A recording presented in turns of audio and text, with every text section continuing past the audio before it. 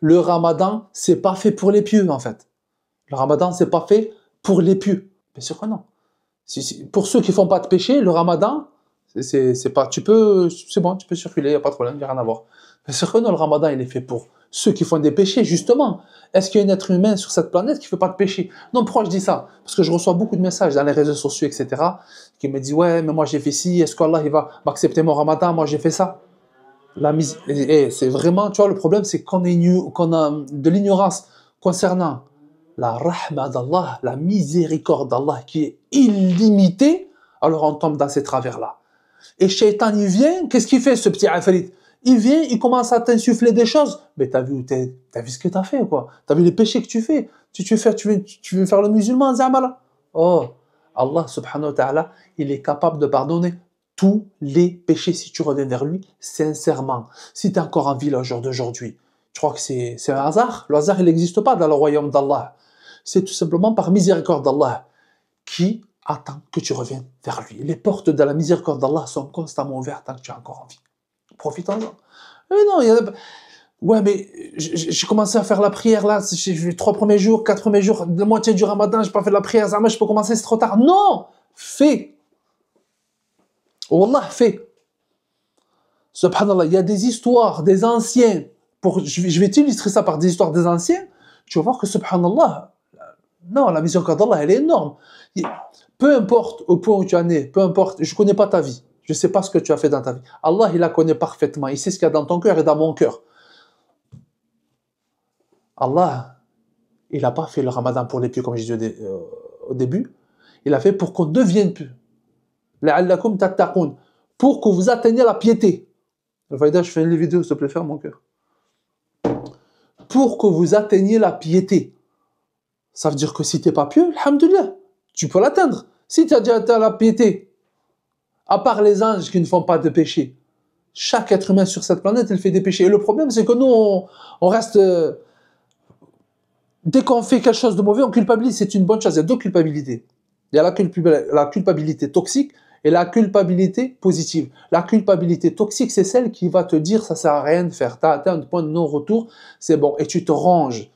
Et toute l'énergie que tu vas passer à regretter, mais sans faire d'action, à regretter, à te morfondre, à te ronger, à te auto-mutiler.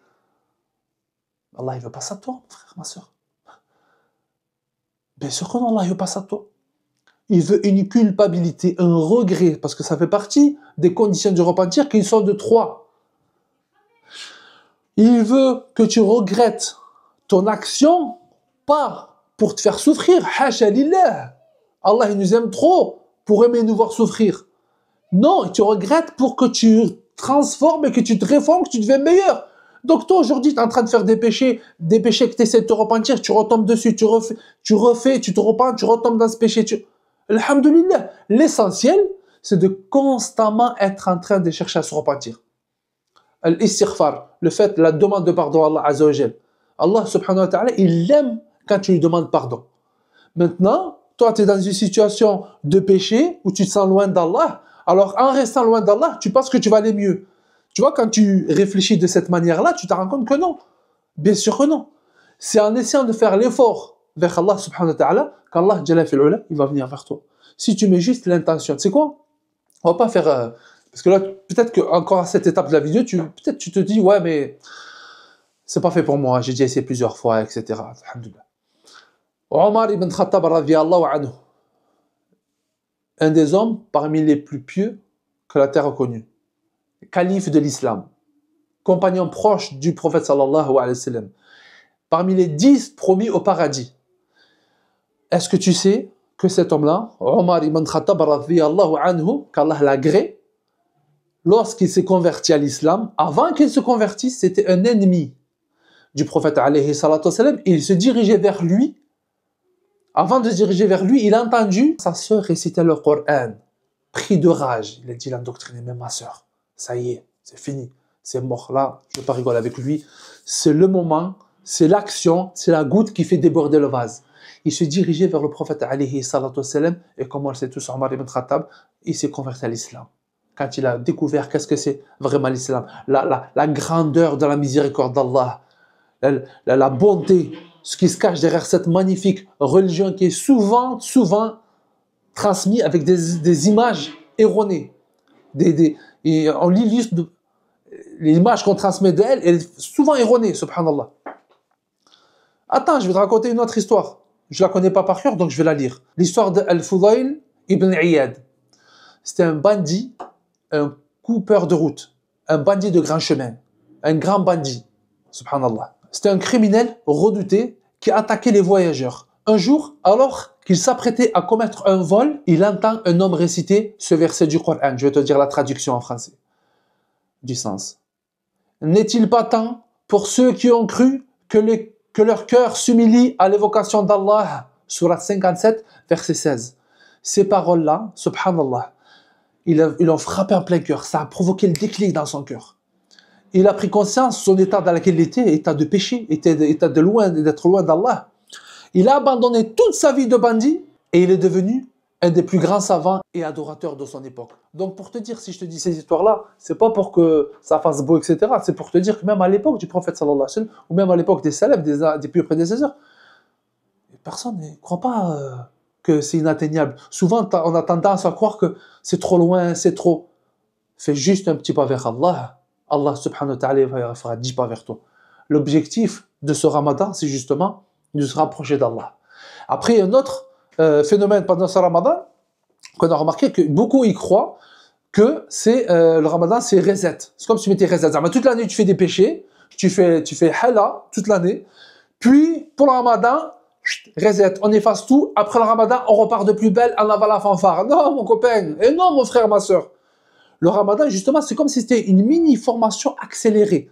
Pendant ce ramadan, tu te formes, tu contrains, tu combats ton nefs pour le mettre sur le droit chemin. Et ça te prouve à toi-même qu'en vrai, tu peux le faire. Tu peux le faire parce que quand je vais à la mosquée elle est blindée. Pendant toute l'année, il y a des places de parking à tout va, tu peux garer juste, même tu peux, devant la mosquée, devant la porte de la mosquée. Là, Allahumma barik, il faut que tu marches 200-300 mètres tellement le parking, il est blindé. Tu vois ce phénomène-là? Shaitan, il profite.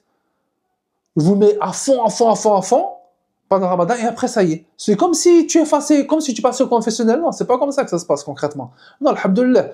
Donc, il faut adopter une stratégie même pendant le ramadan. T'es pas obligé d'être à fond, dès le début. Après, tu quittes. Au début, la première semaine, c'est blindé. Les premiers 10 jours, c'est blindé. Après, ça commence à, t'as compris, ça va, tranquille. Et après, la dernière décade, derniers 10 jours du ramadan, ça commence à être blindé. Le pire, c'est Laylatul Qadr. Laylatul Qadr, qu'Allah nous permette de la vivre. Il y en a qui croient que c'est l'Aïd.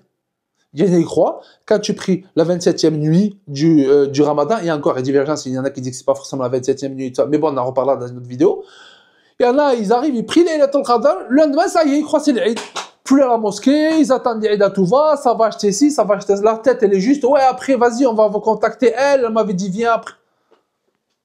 Non, c'est un piège.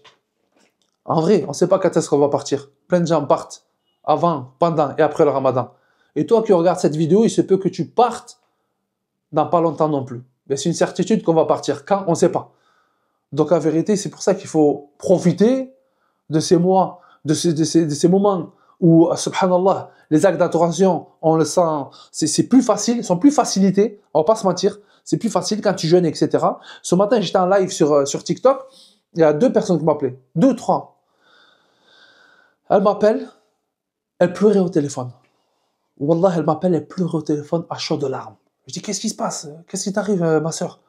Elle me dit, oui, je suis triste, je culpabilise, j'ai trop mal parce que je ne peux pas jeûner le mois du ramadan. Et avant, j'arrivais à jeûner, maintenant je suis tombé malade et j'ai une tumeur au cerveau. Et ça fait que je ne peux plus parce que je prends des médicaments, etc. Ça me bloque. Ça peut être très dangereux le fait que je ne mange pas ou que je ne prenne pas ces médicaments. Et elle pleurait à chaudes larmes. Parce qu'elle elle a dit, lorsque je jeûnais, je ressentais quelque chose de particulier. Une profonde spiritualité. Alhamdulillah, Allah subhanahu wa ta'ala, il nous permet de jeûner ce mois du Ramadan. Profitons-en pour essayer d'en tirer le maximum de bénéfices qu'Allah met à notre disposition. Il arrivera un jour où, wallahi, tu feras tout pour essayer de faire juste une seule prosternation et ça sera trop tard. Aujourd'hui, comme on fait dire aux anciens, on est dans un moment d'action sans jugement, mais viendra le jour où ça sera le moment du jugement sans pouvoir faire aucune action pour rattraper, si c'est l'équilibre, si la balance ne penche pas du bon côté. Donc, alhamdoulilah, on a encore envie. Tu sois pécheur, que tu pries, que tu pries pas, que tu fasses des péchés que tu n'arrives pas à arrêter, que tu mettes le voile, que tu mettes pas le voile, que tu fréquentes dans le haram, que tu bois, que tu fumes, que tu aies commis des choses que tu regrettes. Il est venu le temps du repentir. Alhamdulillah, il est venu. Wallahi, c'est le moment d'en profiter. Alhamdulillah, Allah, il te jugera, il te récompensera selon ton niveau et ta capacité. C'est pas pareil, celui qui est né en Arabie Saoudite et qui connaît par exemple le Coran par cœur depuis tout petit, parce que la famille elle a poussé, elle a les moyens, etc.